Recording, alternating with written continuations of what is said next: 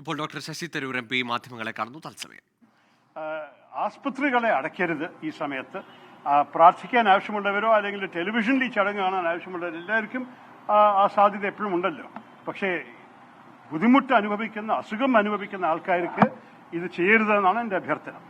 അങ്ങ് സംസാരിക്കുന്ന ഒരു വിശാലമായ കാഴ്ചപ്പാടോടെയാണ് അങ്ങ് സംസാരിക്കുന്നത്. ഈ ഒരു കാഴ്ചപ്പാട് കോൺഗ്രസിലെ പല നേതാക്കൾക്കും കാണുന്നില്ലല്ലോ. പക്ഷേ ഈ രാമക്ഷേത്ര നിർമ്മാണം അതൊരു രാഷ്ട്രീയമായി തന്നെ കാണുമ്പോഴും പക്ഷെ അത് കോൺഗ്രസിന് ഒരു തിരിച്ചടിയായി തോന്നുന്നില്ല. ഈ ഉത്തരേന്ത്യൻ സംസ്ഥാനങ്ങളിലൊക്കെ ഈ രാമക്ഷേത്രം വലിയ പ്രചണ്ഡ പ്രചരണമായി ഈ BJP ഏറ്റെടുക്കുന്നുണ്ട്. ഈ കേരളത്തിലെ ചില മുസ്ലിം സംഘടനകൾക്ക് വേണ്ടി ഒരു നിലപാടെടുത്തു എന്നൊരു വിമർശനം ഉണ്ടാകുന്നുണ്ട്. പക്ഷെ അതൊരു ശരിയായ കീഴ്വഴക്കമാണെന്ന് തോന്നുന്നുണ്ടോ?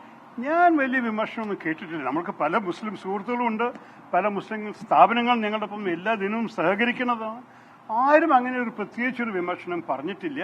അതുമാത്രമല്ല, നമ്മൾക്ക് ഈ ക്ഷണത്തിനെ കുറിച്ച് തന്നെ മനസ്സിലാക്കി ഏത് മറുപടി കിട്ടിയാലും വല്ല ഭാഗത്തിൽ ദോഷമുണ്ടാവും. പോയിട്ടുണ്ടെങ്കിൽ ആൾക്കാർ പറയും നിങ്ങൾ BJP ഒരു കയ്യിൽ പോയി വീണു എന്ന്. പോയിട്ടില്ലെങ്കിൽ ആൾക്കാർ പറയും അയ്യോ നിങ്ങൾ പിന്നെ എന്താണ് ഹിന്ദു വിരോധിയാണോ, അങ്ങനെ ഒരു സംസാരം ഉണ്ടാവും. അപ്പം അവസാനത്തിൽ നമ്മളുടെ പാർട്ടി ഇഷ്യൂ ചെയ്ത സ്റ്റേറ്റ്മെന്റ് നിങ്ങൾ വായിച്ചു നോക്കിയാൽ അവർ പറഞ്ഞിരിക്കുന്നത് വെറും ഒരു രാഷ്ട്രീയ പ്രശ്നമായിട്ട് മാത്രമാണ്.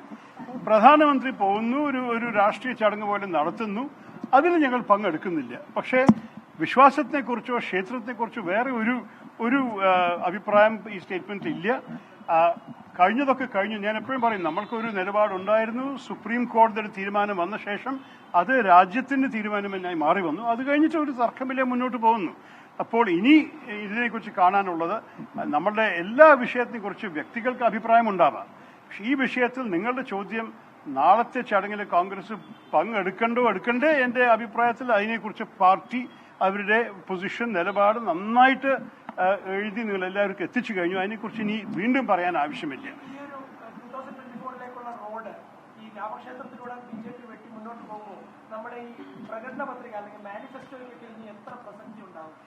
നോക്കൂ, നമ്മൾക്ക് ഒരു സംശയവുമില്ല, BJPയുടെ ഉദ്ദേശം എപ്പോഴും രാഷ്ട്രീയം തന്നെയായിരുന്നു. ജാനുവരി 22 അവര് പ്രധാനമന്ത്രി പോയിട്ട് രാമജന്മഭൂമി ക്ഷേത്രത്തിനെ അദ്ദേഹം ഉദ്ഘാടനം ചെയ്യും.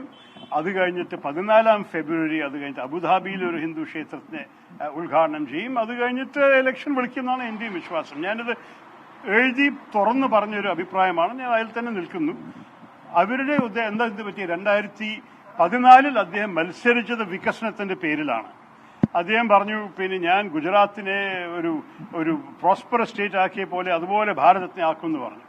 അത് നടന്നില്ല. നിങ്ങൾ എല്ലാവർക്കും അറിയാം. 2014 പ്രതിഷ്ഠാ ദിനത്തോടനുബന്ധിച്ച് ആശുപത്രികൾക്ക് എയിംസിനും ജിപ്മറിനും ഒക്കെ അവധി നൽകിയതിനെ വിമർശിച്ചുകൊണ്ടാണ് ഇപ്പോൾ ശശി തരൂർ സംസാരിച്ചത്. എയിംസിൽ ആ തീരുമാനം പിൻവലിച്ചു. പക്ഷേ ജിപ്മറുമായി ബന്ധപ്പെട്ട ഹർജികൾ മദ്രാസ് ഹൈക്കോടതി തള്ളുകയാണ് ചെയ്തത്. ഏതായാലും പ്രാർത്ഥിക്കേണ്ടവർക്ക് പ്രാർത്ഥിക്കാം, ആ ചടങ്ങുകൾ കാണേണ്ടവർക്ക് TV-യിലൂടെ കാണാം. പക്ഷേ ആശുപത്രികളിൽ രോഗികൾക്ക് തടസ്സമുണ്ടാകരുത് എന്നതാണ് ശശി തരൂരിൻ്റെ അഭിപ്രായം.